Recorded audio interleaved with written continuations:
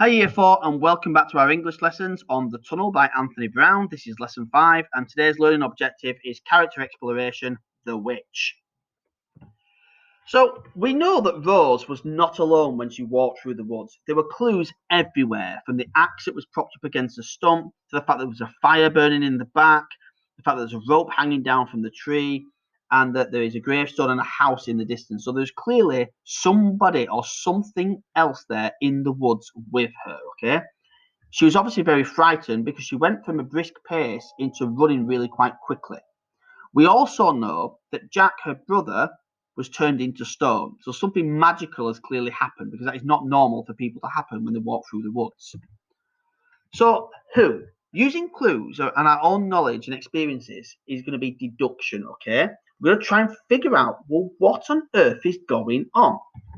So let's have a look at some of the clues that we can see within this text.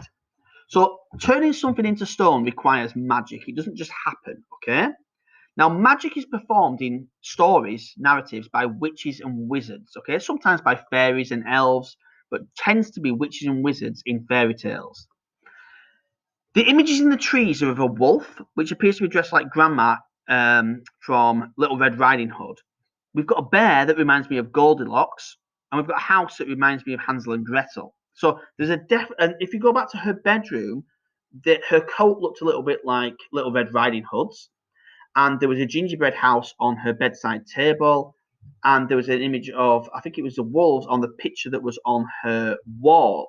So there's an awful lot of fairy tale links. And if we go back to the book that was on the floor when she went in through the tunnel, there was a witch in there and some sort of princess as well. So there's a definite strong fairy tale vibe running through this story.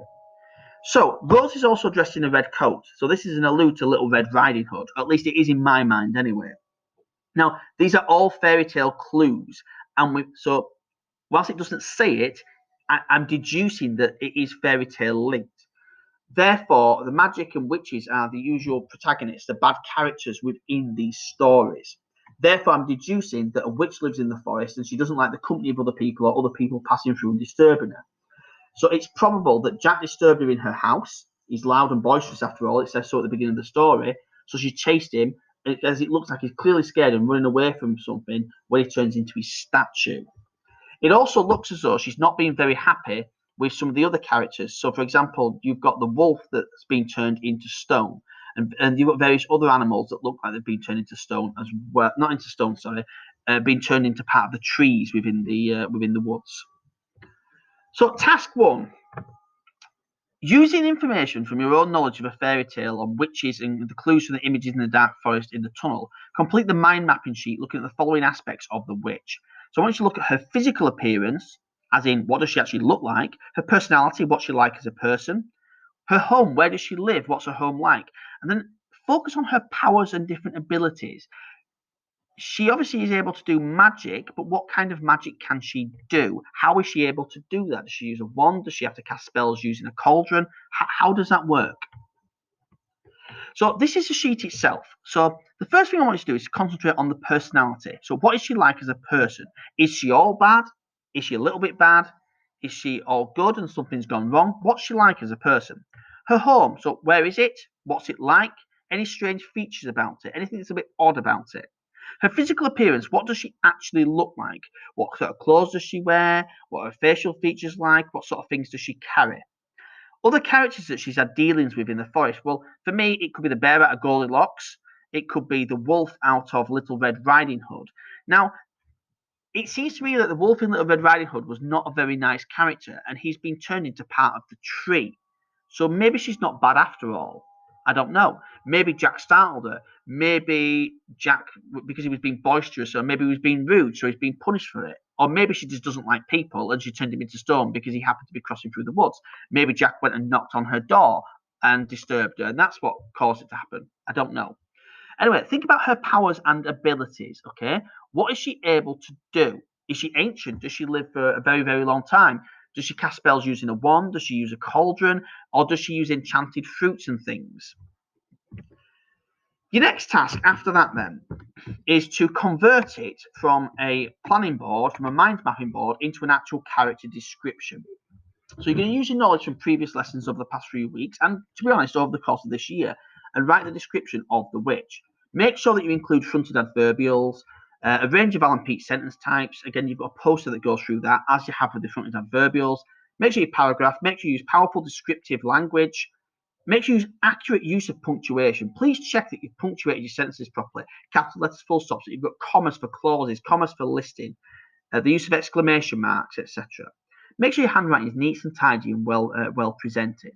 Now, this is an example that we did way back in Autumn 1, and this was our shared write on Te Fiti from the film Moana. So it's only there to give you a bit of a clue as to how we might put this together. So, standing as tall as a mountain, Te Fiti is a Polynesian goddess of earth and life. Usually, this graceful, caring protector of the seas can be found slumbering as a beautiful, life-filled tropical island in the middle of the clear, glistening Pacific Ocean.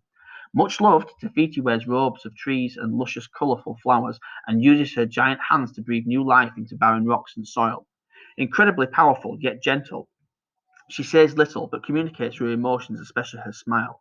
However, if Te Fiti loses her emerald green heartstone, she becomes Takar, a huge, fiery, demon-like monster. Her cracked fossil-like skin covers a molten lava-like body which is shrouded in thick, bellowing smoke. Yet this is not who she truly is.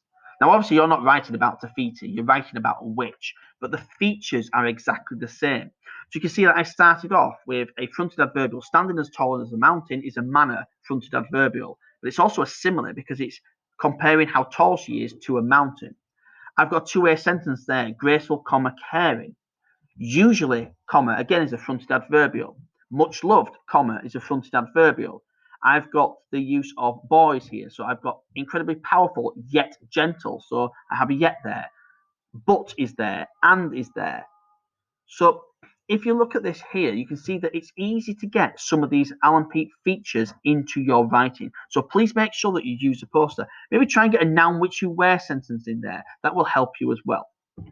So if you look at this, you'll see these sheets before. You've got your subordinated conjunction sheet, a white bus and fanboys. Again, try and get some of the more advanced conjunctions to link your sentences together in there.